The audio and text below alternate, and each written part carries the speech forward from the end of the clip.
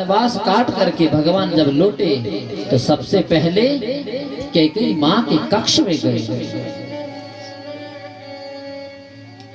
यदि प्रेम करती थी माँ, कैकेयी माँ सबसे अधिक प्रेम भगवान राम से करती थी।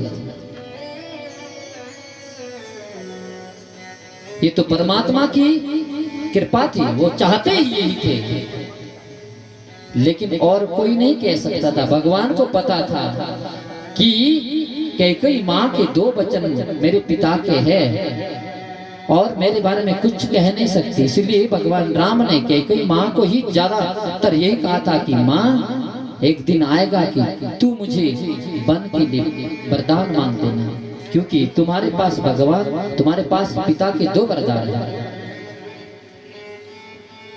इसलिए तो भगवान ने ही इसे प्रेरित किया था। फिर भगवान ने सरस्वती जी को प्रेरित किया और सरस्वती जी ने मंथरा को प्रेरित किया और मंथरा के जीवा में वास करके तुरंत जो है ये बात किसी से कहलवाई, मंथरा से, कि कैकेयी तुम ऐसा काम करो। लेकिन चाहते तो भगवान थे। वो क्यों चाहते थे? वो इसलिए चाहते थे क्योंकि रावण को भी श्राप था। रावण को श्राप था कि ये भगवान नारायण के पार्षद थे, इन्हें 3 जन्म के लिए मृत्यु लोक पर आने के लिए सनकादि ऋषियों ने 3 जन्म दिए थे। यदि मनुष्य जन्म में जाना है तो 7 पीढ़ी तक, 7 जन्मों तक, और यदि राक्षस योनि में जाना है तो 3 योनि, ये 3 योनि में आए थे। और भगवान ने उसी समय कह दिया था कि तुम जाओ, मैं तुम्हारा कल्याण करने के लिए धराधाम पर आऊंगा, मैं तुम्हारा कल्याण करूंगा।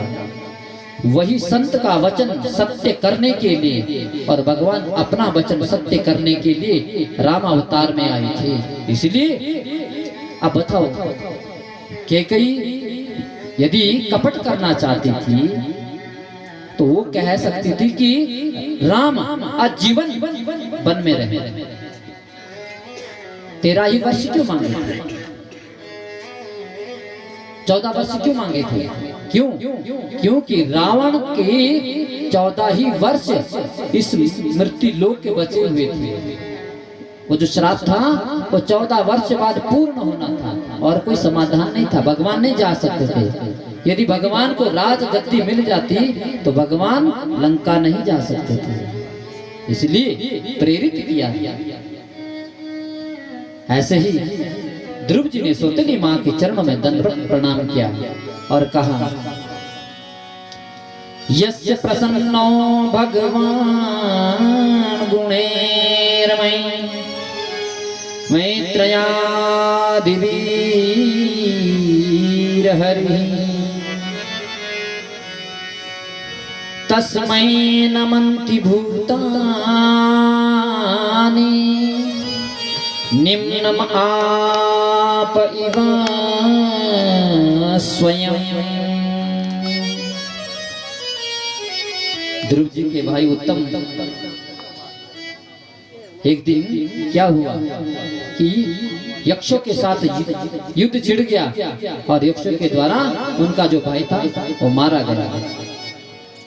अब महाराज भाई का बदला लेने के लिए तुरंत जो है ध्रुव जी निकल पड़े और बहुत सारे यक्षों को मार गिराया।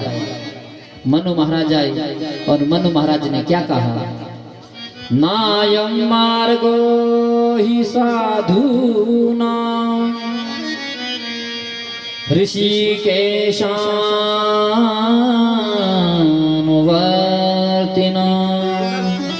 ध्रुव जी, बेटा ये तुम्हारे जैसे साधु संतों के लक्षण नहीं है, ये युद्ध करना तुम्हारे लक्षण नहीं है।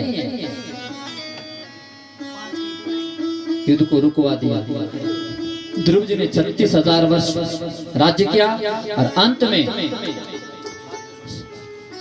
भगवान का दिव्य विमान ध्रुव जी को लेने आए और जैसे ही ध्रुव जी उस विमान पर बैठने लगे थे, एक चरण रख दिया था उस विमान पर और दूसरा चरण नीचे था। तुरंत जो मृत्यु देवी प्रकट हो गई और कहा महाराज कहाँ जा रहे हो? ध्रुव जी ने कहा हमने ऐसे कर्म किए कि मुझे लेने के लिए भगवान का विमान आया है, तो मैं विमान में जा रहा हूँ, भगवान के लोक को जा रहा हूँ। कहा महाराज ये सृष्टि का नियम है, जो एक बार जन्म ले लेता है इस धरती पर आ जाता है उसे तो मरना ही पड़ता है, तो पहले आप मुझे स्वीकार करो। तो ध्रुव जी ने क्या किया? मृत्योर्मूर्धनिं पदं दत्त्वा आरुरोहाद्भुतं गृहम् आरुरोहं भूतं गृहम्। ध्रुव जी ने कहा ठीक है,